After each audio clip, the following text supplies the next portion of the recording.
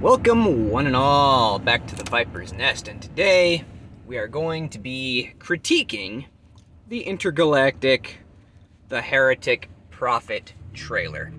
Now, before we begin, I am going to try to approach this from a pure analytical and design standpoint, and I'm going to do my best to keep any of the politics and culture war crap out of this, because, there are better people on YouTube to talk about that kind of stuff than me.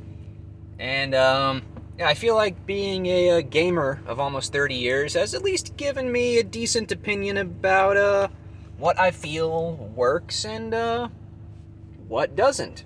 And this whole thing is just my opinions. Don't take them as, the opinions of like any professional writers or game designers. I'm just a goober on the internet. And I am also going to be utilizing some of my wife's reaction to this trailer because, well, my wife is not near as much of a gamer as I am, and she's also, like, she can approach things in ways I cannot. I have my own biases, and, as a good marital partner does, she helps me see past those biases sometimes. Like, here's an example. That Netflix show, Sweet Tooth. I saw that pop up. I saw the still image they used for the page on the Netflix app, and it was of the antler kid and the big dude, and it had the vibes of like the Last of Us cover art where they were both like geared up, backpacked, they were going someplace, and I saw Antler Kid, and my immediate reaction was, oh man, this looks like some kind of like fantasy young reader Last of Us knockoff, and I'm not at all interested. And I dismissed it. And then a week or so later, my wife was like, "Hey, did you check out that Sweet Tooth show?" And I was like, "No, it looks dumb as hell. Why would I watch that?" And she was like, "Well, no, slow down. Give it a chance. You might actually like it." And then I gave it a chance. And yeah, I liked it. So, yeah, I have my biases. I'm going to try to see past them. And when I can't, my wife usually helps me do so. So we're going to approach this critique in 3 different parts.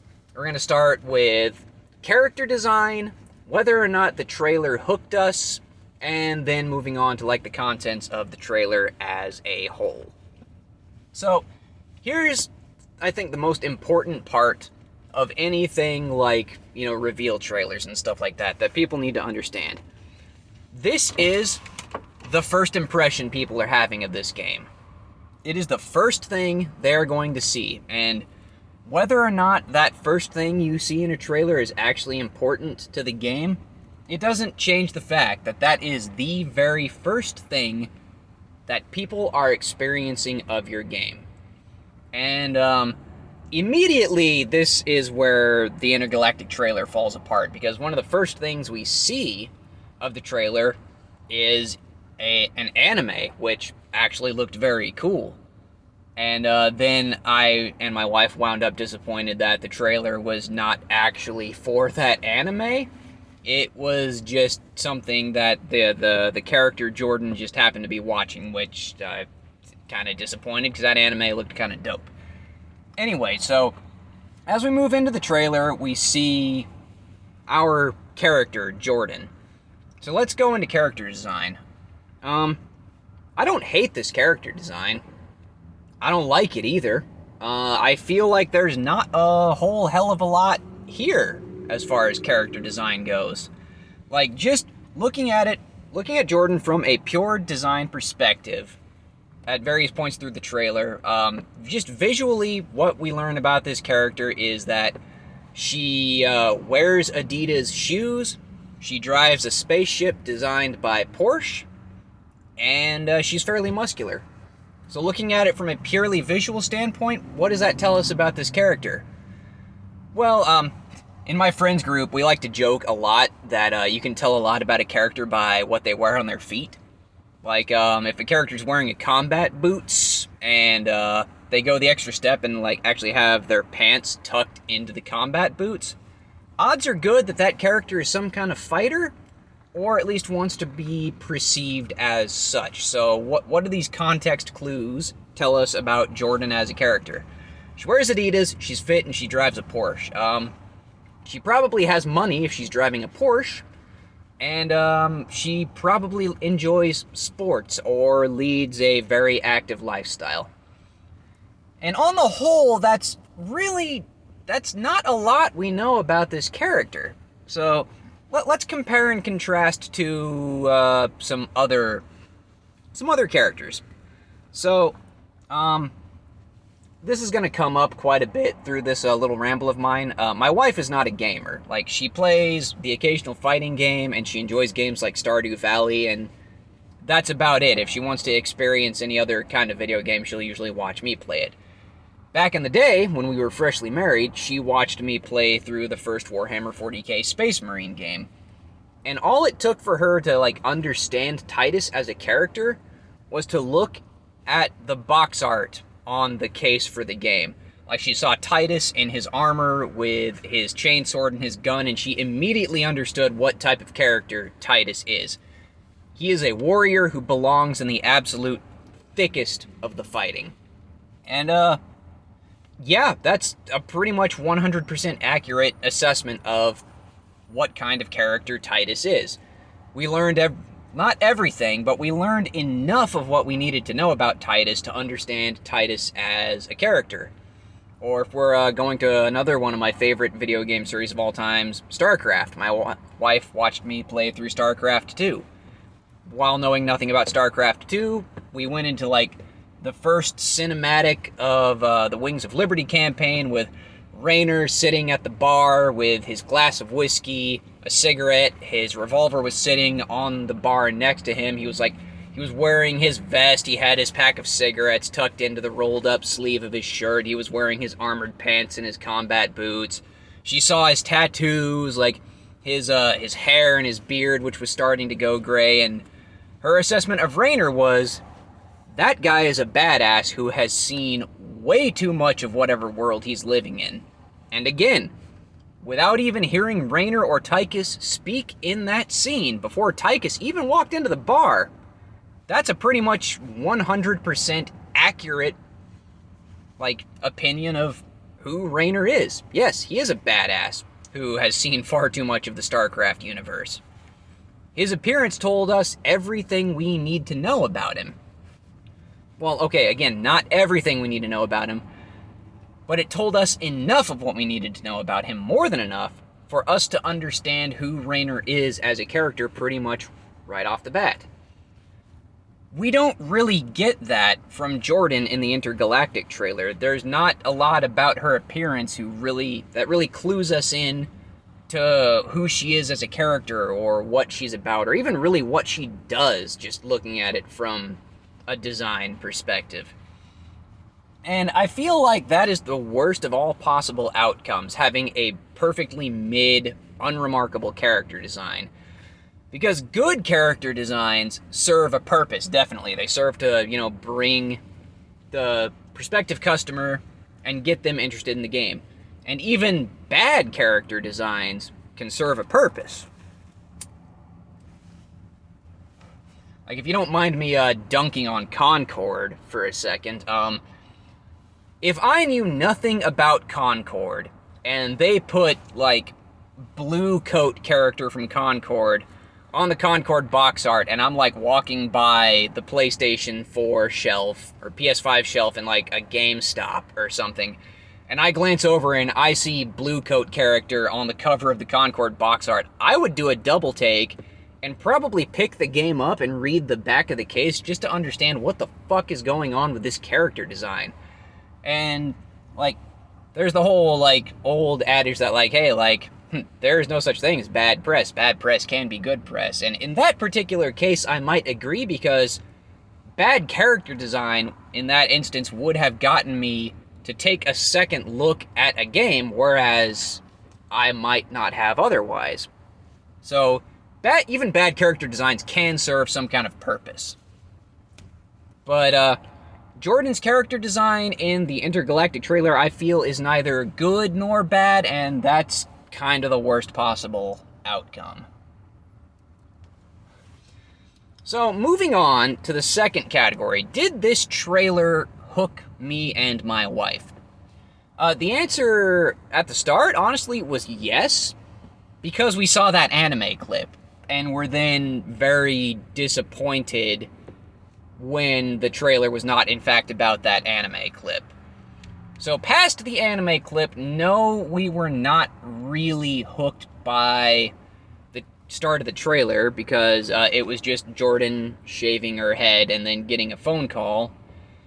And there wasn't a lot for us to kind of latch onto in this trailer. Like, we got a little bit of environmental storytelling. We came to eventually understand the fact that Jordan was looking for someone, but, like, her wall of stuff where she was, like, had all their, like, news articles and stuff pinned, like, it went by fast enough that we didn't really get a chance to look at the wall and read it, so we don't exactly know what Jordan was doing or who she was looking for at the start of this trailer.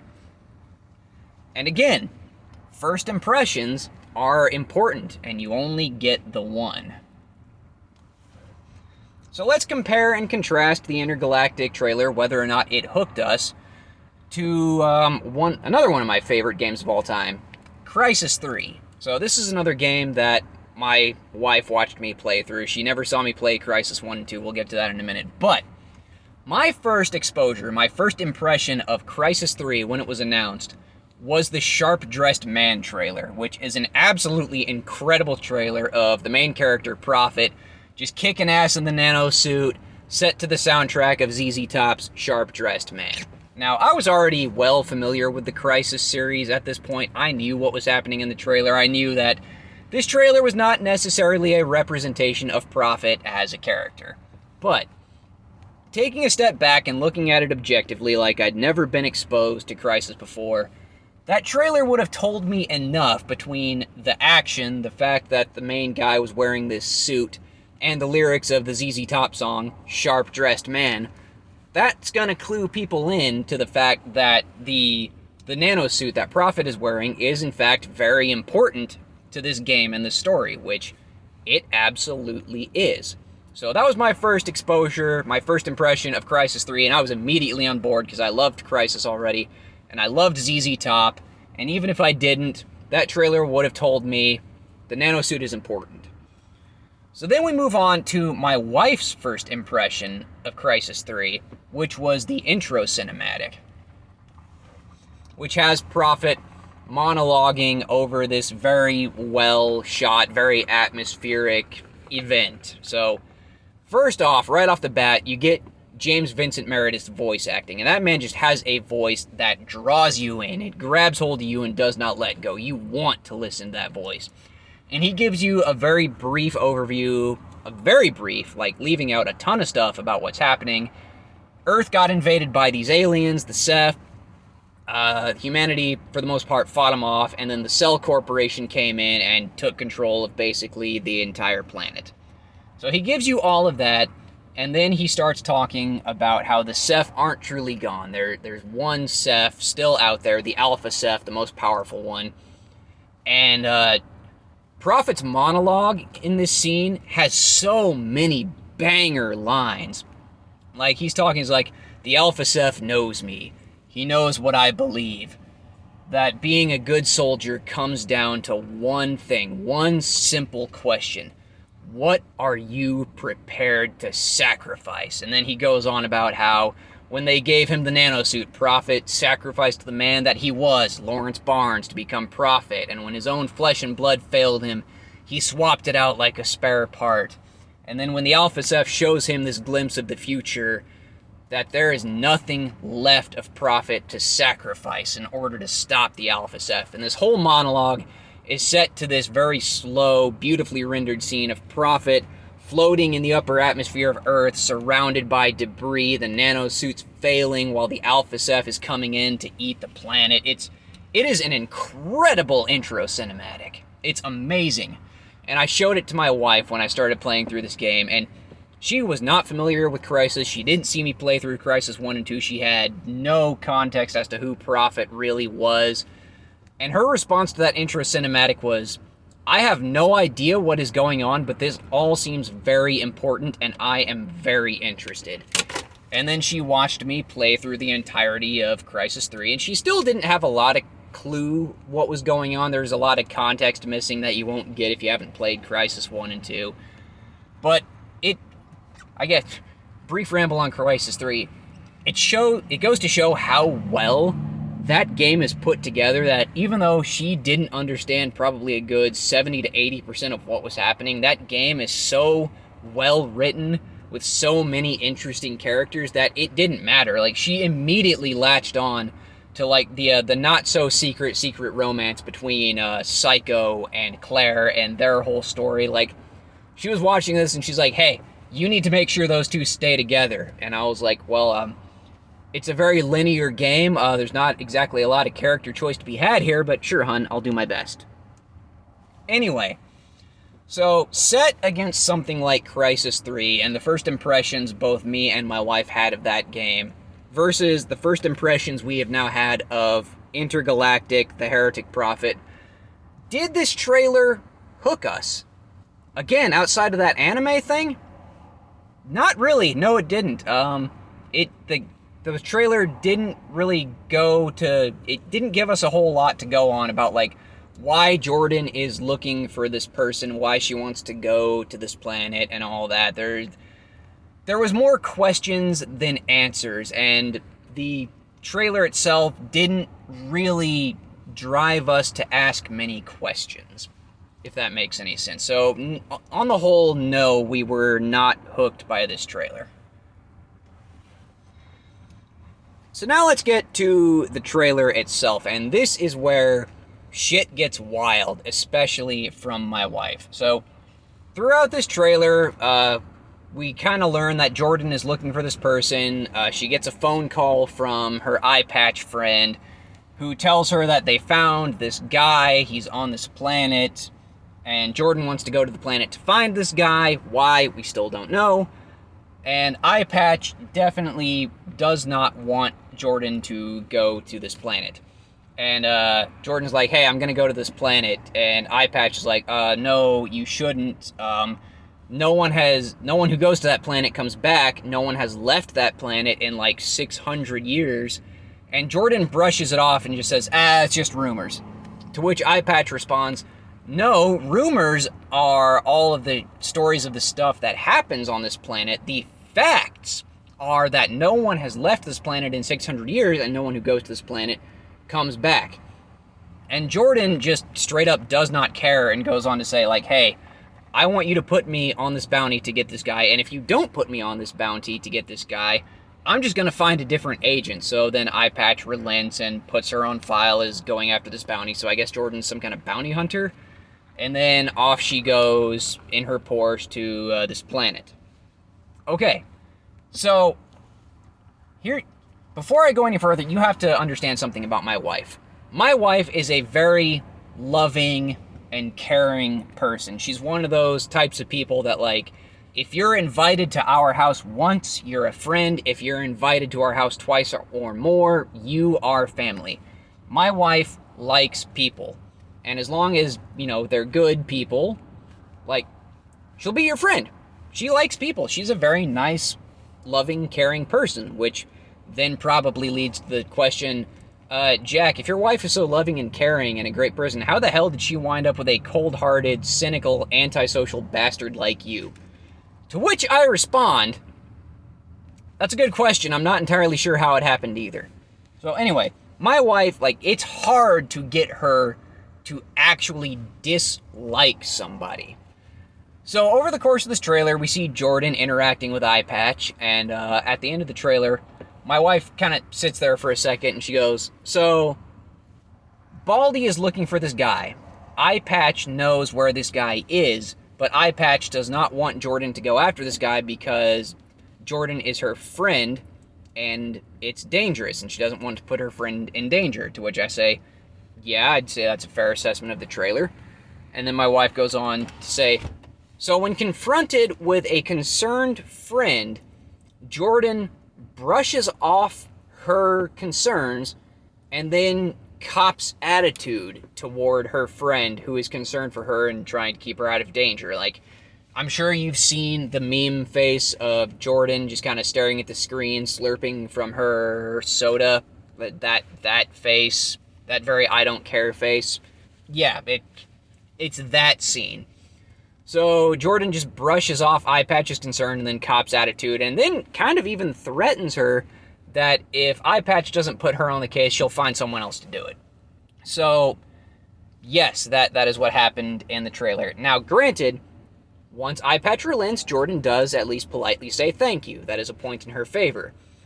But to my wife, that was not enough for her to like Jordan. So at the end of the trailer, she goes, wow, I'm kind of starting to hate Jordan a little bit.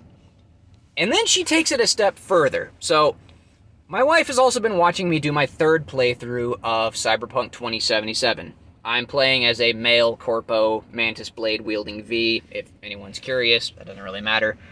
And she just watched me go through the scene last week where I went to pick up the Flathead robot from Maelstrom. Now, my wife did not witness my other 2 playthroughs of Cyberpunk. She has not read like all of the in-game texts that I have. So she doesn't know what absolute terrible monsters Maelstrom is. But there's enough context clues, visual-wise and all that, for her to understand that Maelstrom are not good people at all. So I go to pick up the Flathead, and I start off doing, like, the chill approach. Like, Jackie tries to start some shit. I convince him to sit down after we meet Dum Dum, and Dum Dum was, being Dum Dum, is like, hey, like, sit the fuck down, I'm gonna stick a gun in your face and all that. But if you are chill about it, Dum Dum actually becomes kind of personable. Like, once you prove that you're chill and willing to do business, Dum Dum is also chill and willing to do business, to the point where, like, he sits down and he actually offers you a hit of his drugs, which in this particular instance I didn't take because I'm playing a very straight-edged V. Outside of the 2 toasts that I did with Jackie, my V does not smoke, he does not drink, he definitely does not do drugs. So I politely turn down Dum Dum, and he ribs me a little bit, but then he goes right back to, the business of selling me the Flathead. So, like I said, Dum Dum, until shit goes wrong, which it did, was actually, I don't know if I'd say polite, but he was at least, chill and personable about the whole thing. Right up until I killed everybody because, fuck Maelstrom. That's why. So, my wife watched me go through this. And then we watched the Intergalactic trailer. And she actually went and said she prefers Dum Dum to Jordan. Which, coming from my wife, is about the most insane thing I've ever heard. So let me explain that. Like, let me go back to that. She prefers the torturing, murdering, drug-addicted psychopath from Cyberpunk to Jordan. Why? Because Dum Dum is actually capable of sitting down and being civil with somebody he just met not 5 minutes ago, whereas Jordan, when confronted with a very concerned friend, a friend who is worried for Jordan's safety, she brushes off their concern and then cops attitude to them. My wife would rather hang out with Dum Dum than Jordan. That is fucking wild to me, but I also see where she's coming from. In the short amount of time she spent with both of those characters, Dum Dum was more polite to someone he just met than Jordan was polite to somebody who is supposedly, I think, Jordan's friend. Wild shit. So, again, going back to first impressions, my wife, who is not a gamer, who does not dive into these things near as deep as I do, immediately would prefer Dum Dum from Cyberpunk to Jordan from Intergalactic. And if you've managed to make my wife dislike somebody that quickly, right off the bat, again, with your first impression of this character, unless that is the point of this game and you are not supposed to like Jordan from the jump, you have failed to make a good, compelling, relatable character.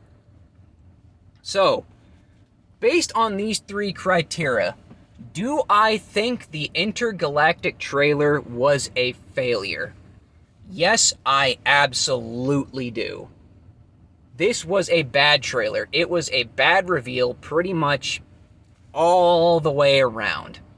And that makes me sad because I don't want video games to fail. I like video games. I like playing video games, and I would like to have more of them to enjoy, but based off first impressions alone, from a design standpoint, I do not like the Intergalactic trailer.